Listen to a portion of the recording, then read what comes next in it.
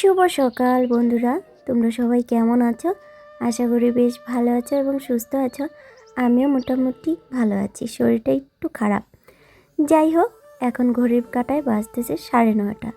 এখন থেকে আমার ব্লগটি শুরু করলাম। আই হোপ ভিডিওটা সম্পূর্ণ জুড়েই আমার সাথেই থেকো। সকালবেলা তাড়াতাড়ি করে উঠে তোমাদের দাদাভাই গিয়েছে কাজে, তার জন্য সকালবেলা ঘরদোর ঝাড় দিয়ে বাসিটা সেরে ওকে সকালের জলখাবারটা বানিয়ে ওকে কাজে পাঠিয়ে দিলাম। সকালের জলখাবারের মধ্যে করেছিলাম রুটি বানিয়েছি, রুটি খেয়ে ও চলে গিয়েছে কাজে। আর এদিকে তাতানকেও খাইয়ে দিলাম, বড় ছেলেকে খাবার দিয়ে নিজে একটু চা খেয়ে এখন চলে আসলাম রুমের কাজগুলো করতে। আজকে যেহেতু বৃহস্পতিবার মানেই অনেক কাজ থাকে। আমরা বাঙালি মানেই কিন্তু বৃহস্পতিবার দিন অনেক কাজ থাকে, যেমন ঘর দুয়ারগুলো ভালো করে পরিষ্কার পরিচ্ছন্ন করে মোছা গুছানো সমস্ত কিছু করে তারপর ঠাকুর পুজো দেওয়া। আমার বিছানাপত্র গুছানো কমপ্লিট হয়ে গেছে। আর এখন এগুলো যেহেতু কালকে কেচে দিয়েছিলাম, তো কালকে কিন্তু শুকিয়ে গিয়েছে। তো কালকে রাত্রে আর পার্লার থেকে এসে গুছাইনি। তো এখন দেখো মোটামুটি কিছু যেগুলো শুকিয়েছে সেগুলো ভাঁজ করে নিচ্ছি, আর যেগুলো ভিজা ছিল সেগুলো কিন্তু রোদ্রে মেলে দিলাম।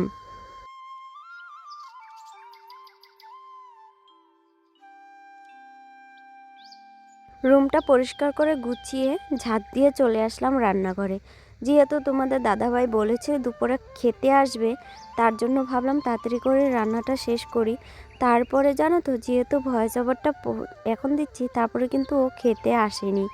তো সকালবেলা বাজারের থেকেও কিছু আনা হয়নি, যেহেতু তোমাদের দাদাভাই সকালে একটু দেরি করে উঠেছে, তারপরে কাজে চলে গিয়েছে, হাতে একটু সময় হয়নি, তাই বাজারেও যায়নি। আর সেরকম রান্নার মতো কিছু ছিলও না।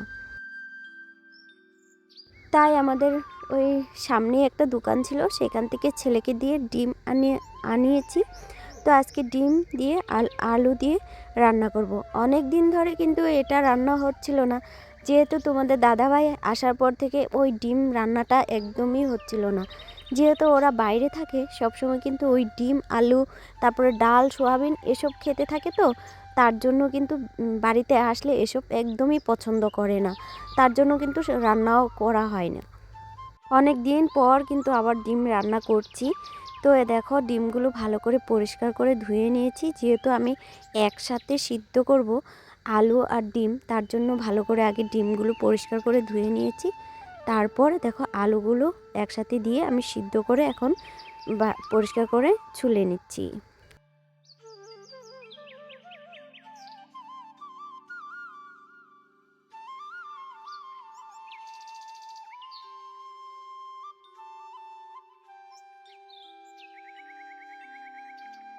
ডিমের তরকারির সাথে করেছিলাম আর সব কিছু সবজি, বাঁধাকপি, ফুলকপি, তারপর বেগুন, আলু, এইসব সব কিছু সবজি দিয়ে একটা ঘন্ট সবজি করেছিলাম, সেটা দেখাতে ভুলেই গিয়েছি।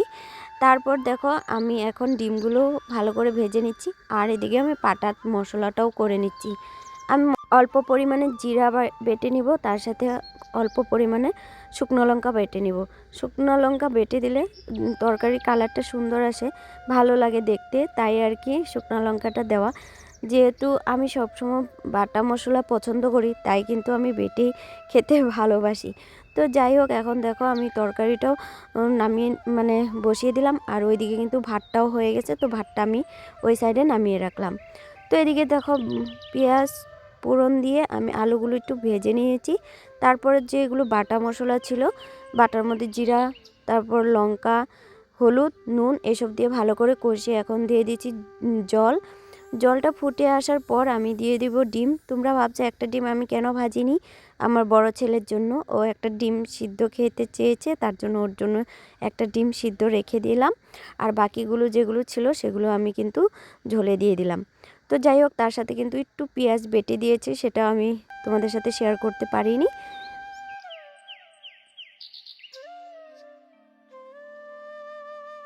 তো কিছু রান্না শেষ করে তো কিছু জামা কাপড় ছিল, সেগুলো কিন্তু নদীর পাড়ে কেচে মেলে দিয়ে আসলাম। তারপরে যেহেতু আজকে বৃহস্পতিবার ঠাকুর পুজো দিতে হবে, তো ঘর দুয়ারগুলো না মুছলে হয় না, তো সেই জন্য ঘর দুয়ারগুলো মুছে নিচ্ছি।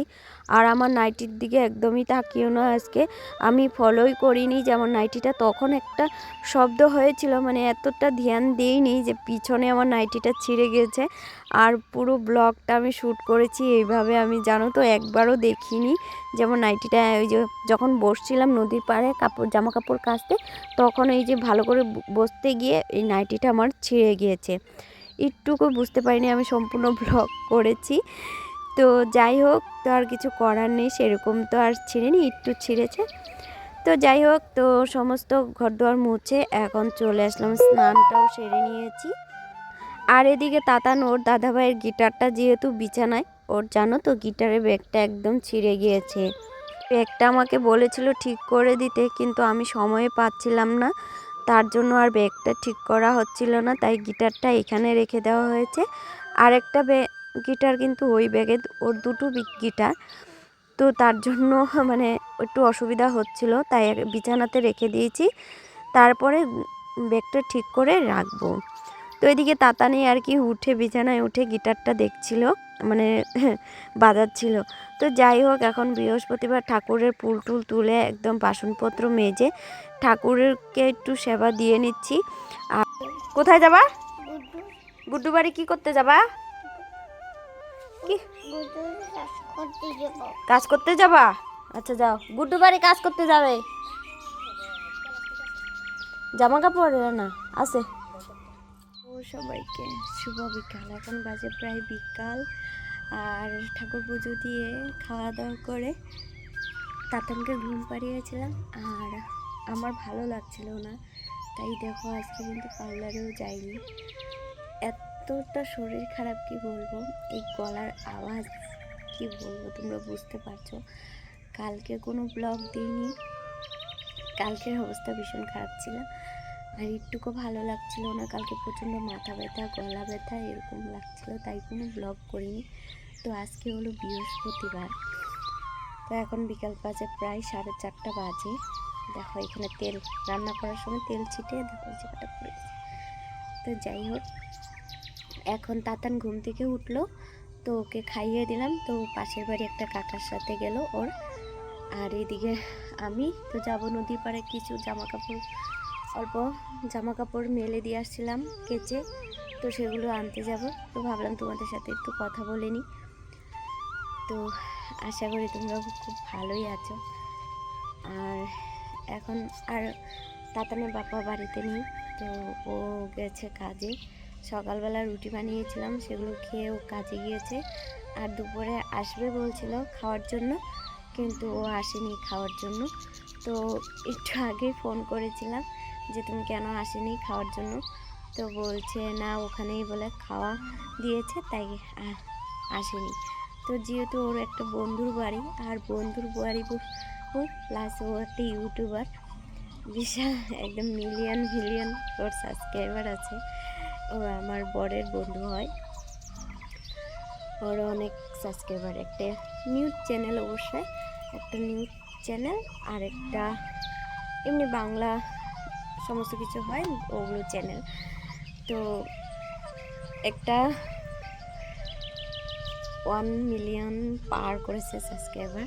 তো ওর বাড়িতেই কাজে গিয়েছে, ওর ফ্রেন্ড হয়। আর চলো এবার যাওয়া যাক নদীর পাড়ে, আর তাতান ওইদিকে আছে। তো যাই, অন্ধকার করে নিচ্ছে, চলো এবার যাওয়া যাক নদীর পাড়ে। তোদের এগুলা নিয়ে কই রাখবি? কই রাখতে চাস? না না, তোর ব্লগ বানামকে।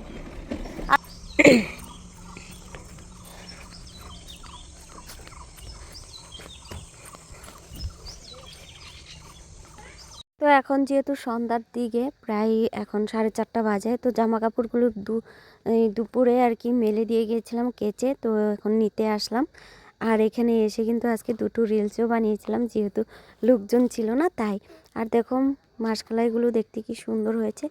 তারপর বাড়িতে এসে এই ফুল গাছগুলো আমি সেদিন মানে পরশু দিন লাগিয়েছিলাম, তো ভাবলাম সেগুলো এখন একটু জল না দিলে হচ্ছে না, তো জল না দিলে কিন্তু মরে যাবে। এদিকে আমাদের বড় কাকি শাশুড়ি আর কি আমাকে ফোন করেছিল যে আমি বাড়িতে আসি কি না, পার্লারে গেলে আর কি আসতো না। তো আমি যেহেতু পার্লারে যাইনি, উনি আসছে, উনি ভুরু তুলবে, তাই কাকিকে দেখলাম। কাকি ঘরে গেল ভিডিও শ্যুট করছি বলে, কাকি আসতে পারেনি। তারপরে ওই যে কাকিকে ভুরু তুলতে তুলতে একদম সন্ধ্যা হয়ে গেল। কাকিকে বললাম একটু চা খেয়ে যেতে, তো আর খাইনি। তারপরে আর কোনো ব্লগই শ্যুট করিনি। তো আজকে টাটা।